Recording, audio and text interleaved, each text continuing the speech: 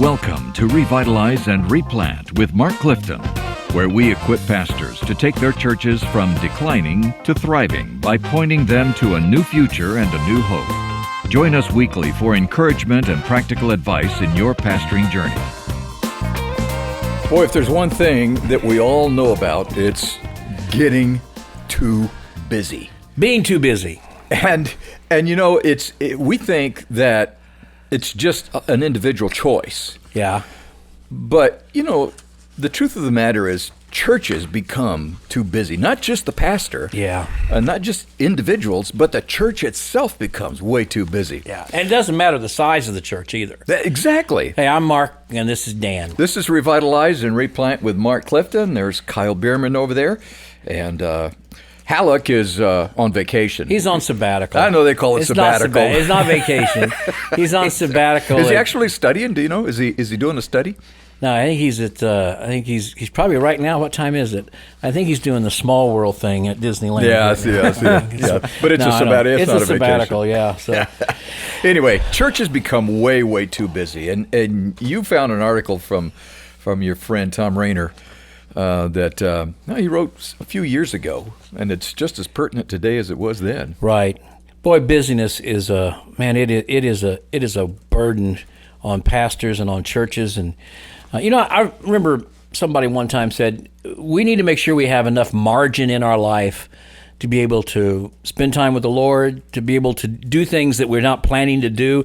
So many times churches, we just absolutely book stuff right out to the margins. And so if something comes up that's an opportunity for us, we don't have any time to do it. Yeah. Our people don't have time to do anything. You know, you've got grandkids. I've got grandkids.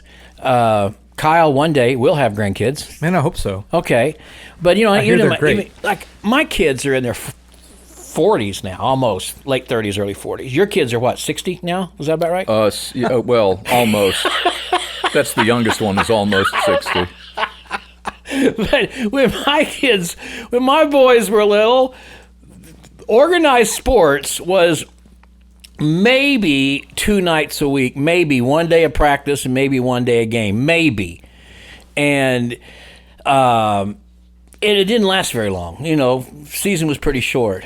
But now, my grandkids, it's 2 nights a week is practice, 2 nights a week are games, and they're all playing on different teams. So every single night of the week, the family's going from one ballpark to another ballpark, and practice is really lengthy. It's not just short anymore. So it's all hyped up, right? And a lot of the sports are year round. They're year round. I mean, so there is no stopping. No, there's no stopping. Yeah. And you play on Sundays.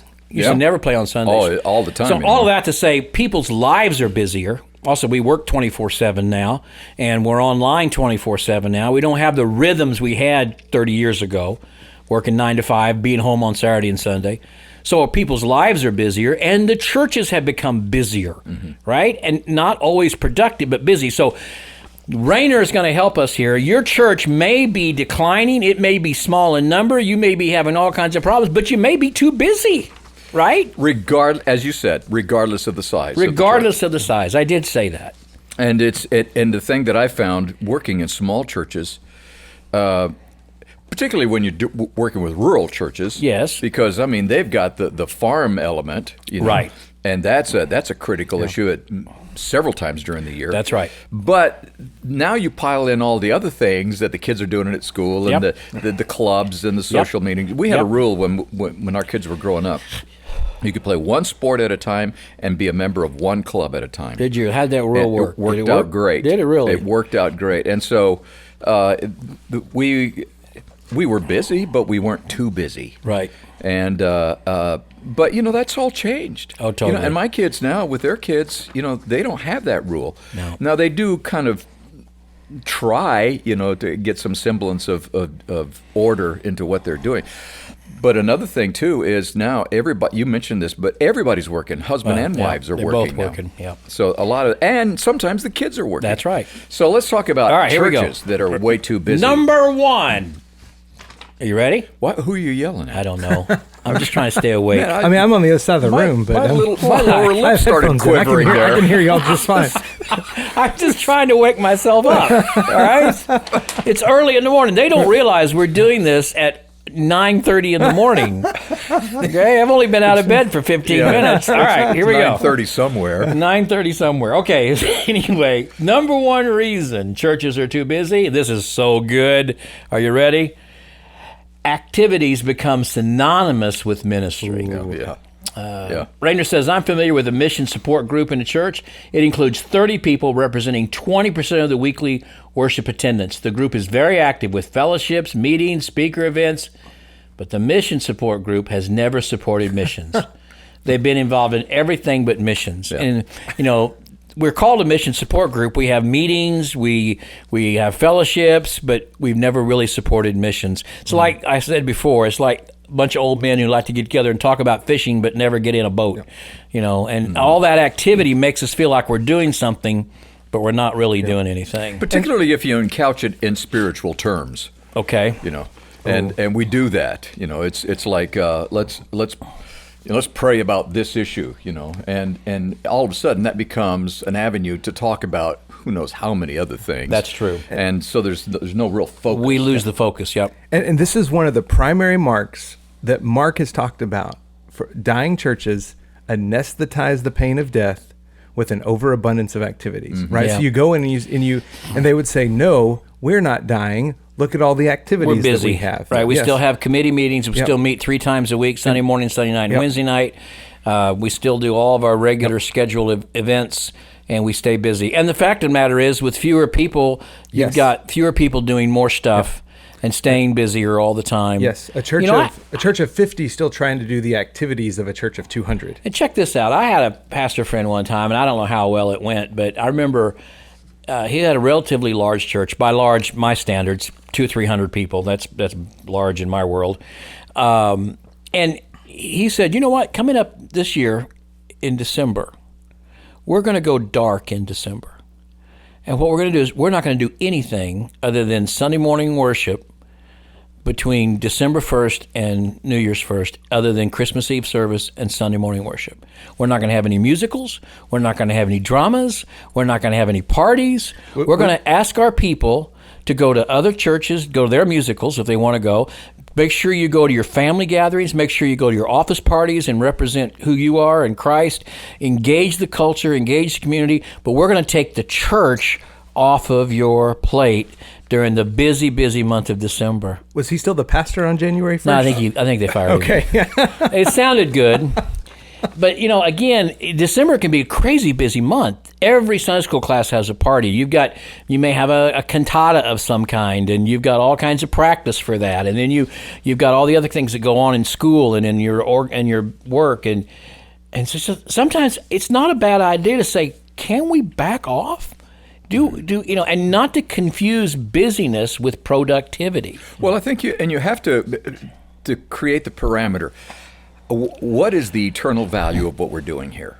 Yes. And so if I can't define the eternal value of this, then we shouldn't be doing it. I know.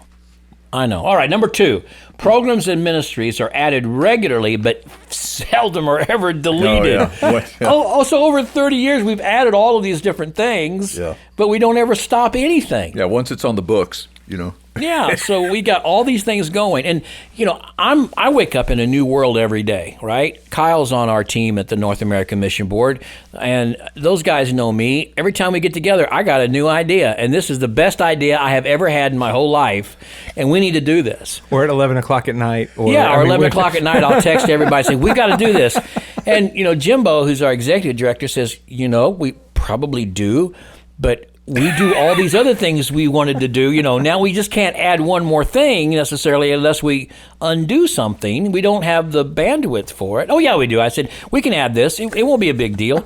And we don't, but again, you just keep adding and adding and adding, and you never remove anything, especially in churches. Once somebody gets a program, how many times have you heard someone say, well, you can't stop that. That's my program. That's my ministry. That's where I find my meaning, which is a warning sign anyway, if that's what they tell you.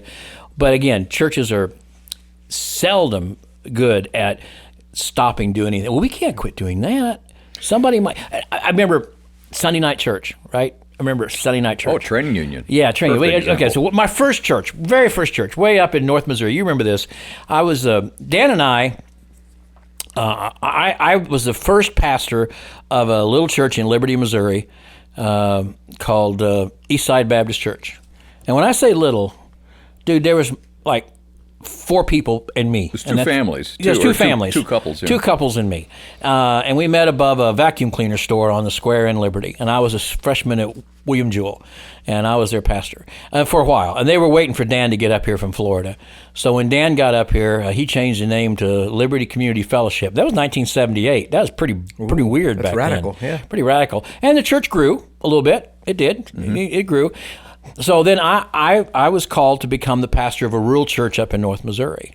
And I remember you took me in your basement. You were living in a little duplex there in Liberty. You were a student too, but you were married and older than me. And you took me down in your basement and you had this serious talk with me. And you said, I don't think you're ready to go pastor this church yet. I said, what do you mean, Hurst?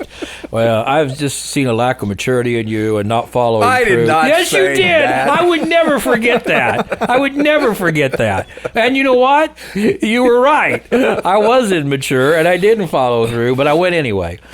You were just being kind. You were trying to help me. And you had a good ministry there. Because I had a great uncle who was the pastor up there who stayed on, and he mentored me. Yeah. So here's the point of that story, all right? So Sunday mornings, we have 40, 50 people up there. They want me to stay all day Sunday and preach on Sunday night. So I have 4 or 5 folks come back on Sunday night. And so I remember saying one time in a business meeting, I said, it doesn't really do me any good to stay here all day Sunday and be here Sunday night for 4 or 5 of us. Why don't we not have Sunday night church?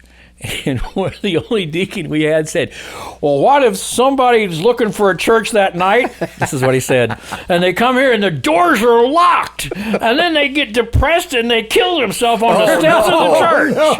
They can't make this up, right? Oh, no. And so we just can't not have church on Sunday night. So they stepped having church on Sunday night. Nobody ever came that depressed. Oh, no. I left that depressed a few nights. Yeah. But What was this guy who made that point? Would he show up on Sunday night? yeah, he'd actually Okay, come. okay. Yeah, I give him that. He'd Okay. actually come. Disney has a great strategy. You've heard of it. It's called low ride out. I have not heard of that. The idea is that once a ride quits producing as many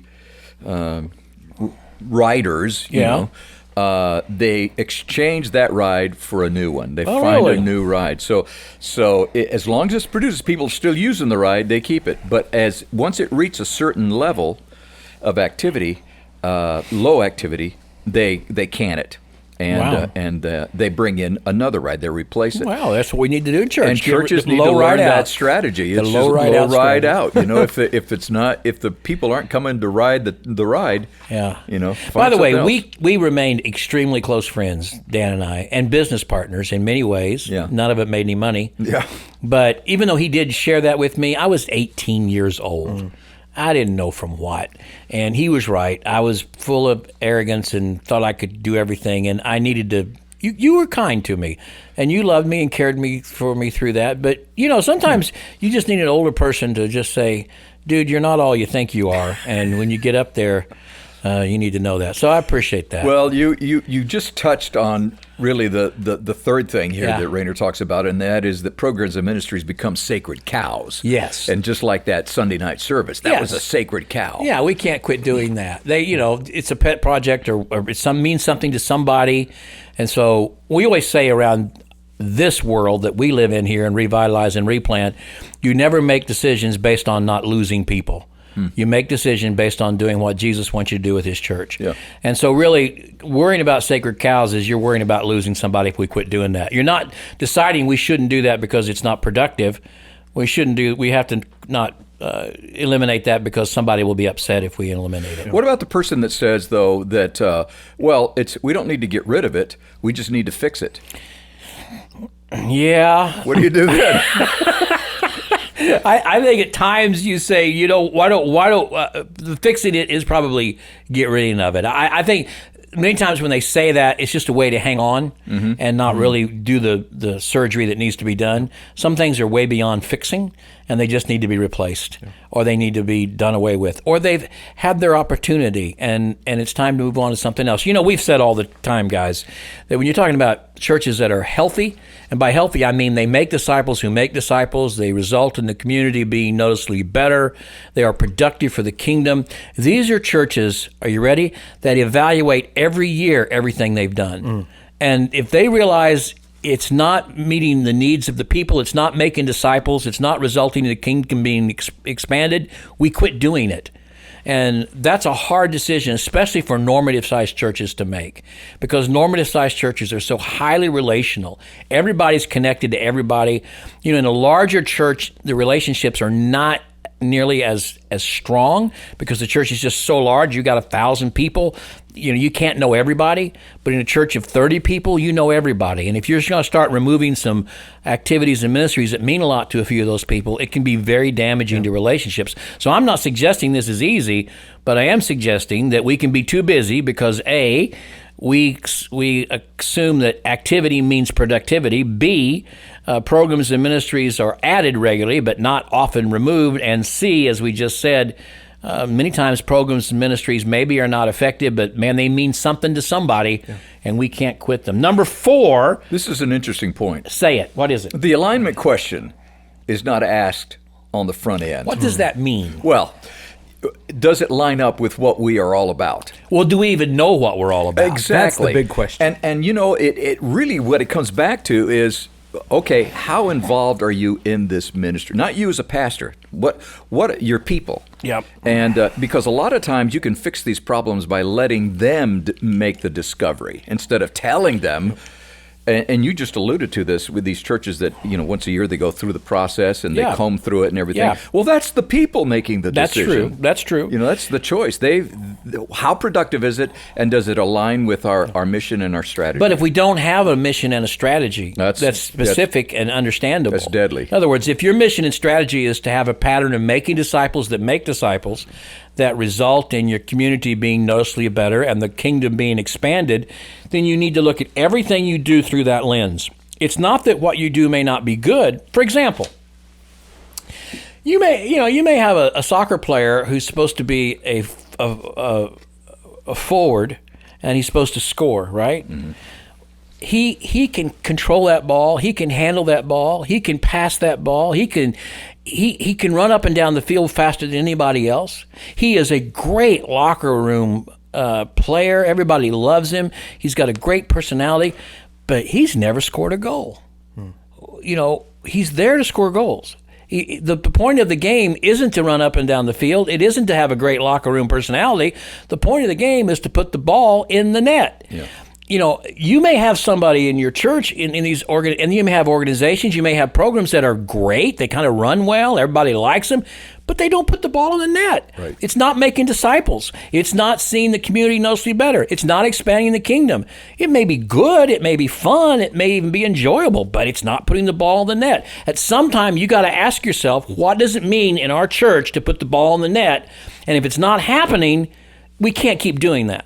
And you have to ask the people that, don't you? You do.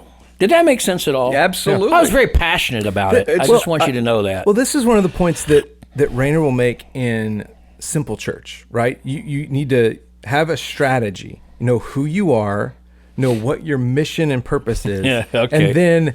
And then you don't add anything that doesn't align with that mission. Right? Okay, we don't plan these podcasts out. We don't even know what we're going to talk about till we sit down. So these things just kind of come to us extemporaneously. But they're brilliant. Oh, You they must are. admit They got to go in the Podcast Hall of Fame. But guy named Borden is a church consultant from out west, and he had a huge influence on my life at the time I was beginning to do replanting. He really did. And I remember I went to a church consult one time with one of his trained consultants. Are you ready for this? Went to a large church, and they were having some real problems and declining. And I know Borden said that you got to look at your staff. And they were looking at paid staff. You've got children's staff, paid children's staff, or paid youth staff, or paid discipleship staff, or whatever it is. You've got staff people, and the church is in decline. And basically, he says, you've got to look at these staff people and say, our goal is to is to reach children and families. Okay, that's what you're here to help us do. Not that you're going to go do it yourself, but you're here to help define strategies and engage current members to find ways to reach children and families with the gospel. All right? So you've got, 6 months to a year to come up with some strategies. We come back then, okay, what are your strategies? What's your approach? And he said, basically, we have what we call a preseason. Now, this is hard, guys. I'm not saying you're going to do this. I'm not saying half of you even think this is a good idea. I'm just telling you what I heard. He told the staff, we're going to have like a preseason, like preseason football. None of this counts. So for 6 months, we just want you to do what you've planned to do. None of it counts. We're not counting. But 6 months from now, we're in the regular season. And he said, you've got 18 months to show that paying your salary here really does benefit the purpose of this church. Whoa, I like that. And if it doesn't, we're done. You got 6 months here to. It's preseason. We're not going to hold it. But you got it because you're getting paid a salary to do this, and we cannot continue to pay you a salary if you're not seeing the results of the work the church is paying you to do. Yeah. Churches don't function that way. Right. We can't get rid of him. He's a good guy. Maybe he is. Right. But he's not putting the ball in the net, so to speak. And you're not saying he's not qualified for ministry. All you're saying is it's not a good fit for this church. It's not in the direction that we're going. It's not aligning with what we're. In other words, if you know what we're to be doing and it doesn't align with that, why are we doing it? Yeah. Exactly. That's the whole point of Rainer. Yeah. The things may be good, but they're not what we're supposed to do. Yeah. We've got to know what we're doing and why we're doing it, and then we got to evaluate, is it getting done? And churches don't do that. We don't do that well. And so that leads to this next point, which will often complicate the very strategy of ministry, and that is, Rainer calls it silo behavior among the different ministries of the church. Yep. The idea being that you take something that just saps the energy from the other ministries. Yes. And so this single ministry becomes its own entity. Have you seen that so many times? I see it in schools. Churches will have a Christian school, which is a fine thing to do. But after a while, the Christian school becomes the tail that wags the dog. Yeah. In other words, it all becomes a Christian school. Or it could even be a youth program, and the youth program becomes really big, and the youth program sort of does it. Or a children's ministry can do that, or a music ministry can do that. And before long, it's not a holistic thing. It is one particular entity carries more weight and far more responsibility than it probably should based on the overall strategy of the church. And then each one becomes siloed, and then as Rainer says, each one becomes busy in their own world, because here's what's happening. They see the value in what they're doing by how busy they are and how much budget they get, right? So when you create those silos, we're competing for time, for volunteers, for church budget, and we're not all working together for one common end. We're trying to protect our turf. And by the way, it may not be an ongoing ministry that we're talking about. It could be a program that your church does once a year. Yes. For example, at our church, we used to do a pageant every Christmas. It was huge. Yeah. I mean, was it the best Christmas pageant ever? Every was one huge. of them. It was huge. It was huge. It was huge. It was like a Broadway production. Yeah. And it just sapped the energy of the entire congregation, because, I mean, there were hundreds of people involved in this thing. And it took weeks to put that thing together. So what would happen is, by the time we got to the holidays, everybody was dreading, we're going to have to do this. But we do this because thousands of people come to it, you know. Right. And it was like, it just ate our lunch. Yeah. And eventually somebody had the guts to say, let's review this. Right. No, I totally agree. And those are hard things to review. Yeah. All right. Number 6, a lack of evaluation processes. Most churches have an annual budget process, which they say, what's our money? What do we need to spend it on? Very few of them have an annual program assessment. Yep. Do we still need this? How can we improve it? Mm-hmm. Does it need to be removed? Does it need to be added? Those kinds of things. Oftentimes if a church doesn't have any children at all, and you believe me, we work with a lot of dying churches that have almost no children, and you look at their church budget, they got nothing in the budget for children. You look at their church program, they got nothing in the program for children. You say, why don't you have anything in your budget or program for children? Well, because we don't have any children. You go, that's why you need to put money in there and have a program. That's why you need to do something, right? And so sometimes our evaluation is just opposite of what it ought to be. Yep. We keep doing the things that aren't working, and we don't do the things that might work. Yeah. And so that's poor evaluation. Number 7, ministry becomes facility-centered. In other words, if it's not happening on the church facilities, it's not really ministry. As a consequence, we keep our members too busy to do ministry in their own setting. Mm-hmm. You want to talk about that? Well, what happens is we feel like we can control the ministry if it's in our 4 walls. Oh, that's true. That's where it starts. Right. And so we want people to show up at the church. Right. We don't want them to be the church. We want them just to show up at the church. And that's what happens. It's like, well, we have the facility, we have the space, we have the time, we have the people. Let's bring them all here instead of going out and being the church in the field. The Great Commission is as you go, right? Well, that means as you go at work, as you go in your third places, as you go among your family.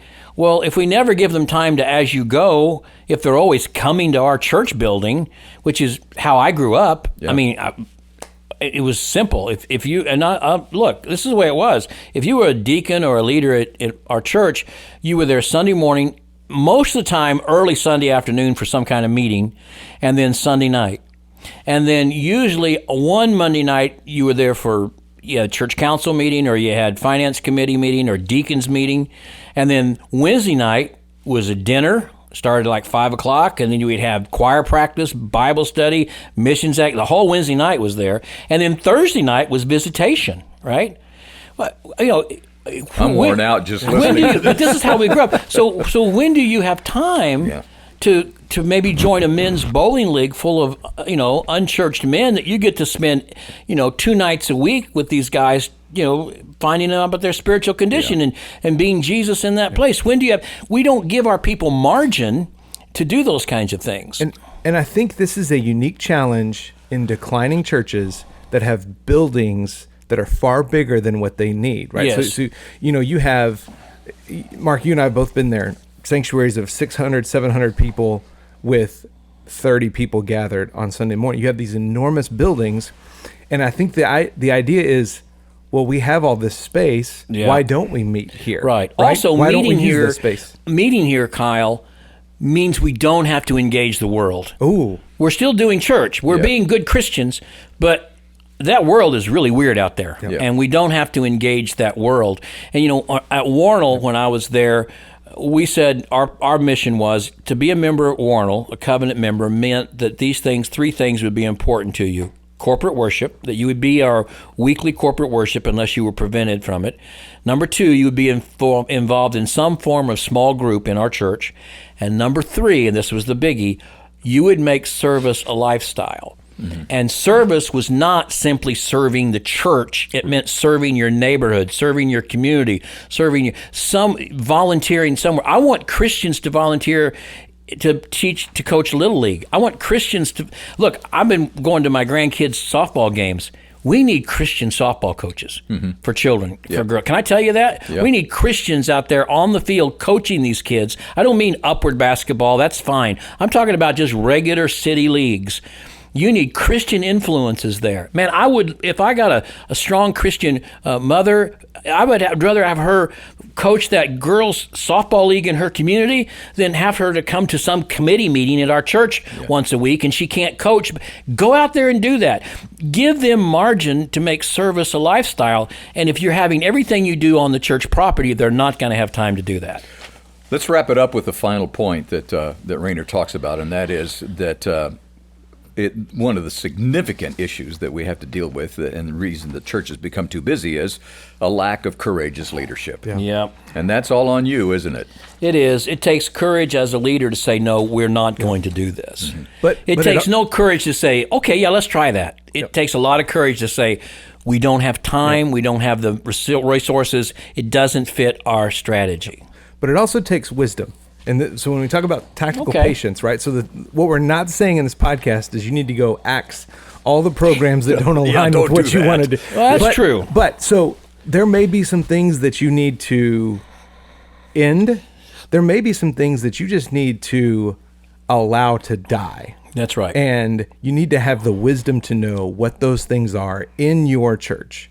And you aren't the one that does it. Right. You lead the people to do that. And that's leadership. And to wrap it all up, finally, if something good comes along that we need to do, if we are so busy we don't have any margin to do it, it won't get done. Mm-hmm. So not only does busyness just wear us down and perhaps keep our people from being able to be engaged in their communities, busyness may very well be the thing the adversary uses to keep us from doing exactly what Jesus wants us to do right now, because after all, we're just too busy. And one last thing, every time Jesus is interrupted in the New Testament, he embraces that interruption as an opportunity. Mm. And I think if we're really busy, we don't like interruptions. Yeah. And so we've got to be able to live to where it's okay to be interrupted from what we want to do to see what God may be doing right here and right now in front of us.